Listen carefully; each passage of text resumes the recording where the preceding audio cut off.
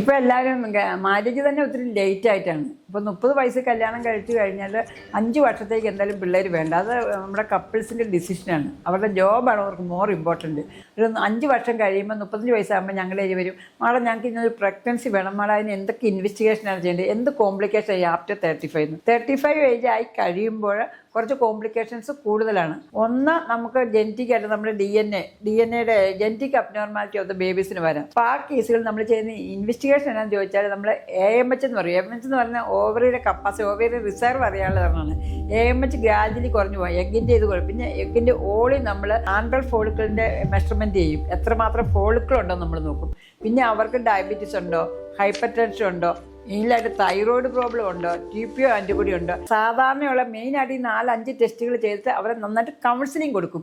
നിങ്ങളുടെ ഏജിൻ്റേതായ പ്രോബ്ലംസ് ഉണ്ട്. പക്ഷേ ഇപ്പം എൻ്റെ എക്സ്പീരിയൻസ് അനുസരിച്ച് മിക്കവാറും എല്ലാ ആൾക്കാരും 35-45 ഇടയ്ക്ക് ആദ്യത്തെ പ്രസവം നടക്കുന്നത്. പണ്ടൊക്കെ 30 വയസ്സാകുമ്പോഴേ എൽഡർലി പ്രൈമി എന്ന് പറയും. ഇപ്പോൾ 30 വയസ്സല്ല, 35 വയസ്സാകുമ്പോഴാണ് എൽഡർലി പ്രൈമി എന്ന് പറയുള്ളൂ. 30 വയസ്സായ ഒരാൾക്കാണ് 9 മാസം ട്രൈ ചെയ്തിട്ടായില്ലെങ്കിൽ ഡോക്ടറെ കാണണം. 35 വയസ്സായ ഒരാൾ കല്യാണം കഴിഞ്ഞ ഉടനെ ആണെങ്കിൽ ട്രൈ ചെയ്ത 6 മാസം ട്രൈ ചെയ്തിട്ടാണ് ഡോക്ടറെ കാണേണ്ടത്. അപ്പോൾ ഞങ്ങൾ കംപ്ലീറ്റ് അവരുടെ ഫിസിക്കൽ, മെൻ്റൽ, സൈക്കോളജിക്കൽ കൗൺസിലിംഗ് കൊടുക്കും, എല്ലാം മനസ്സിലാക്കി കൊടുക്കും.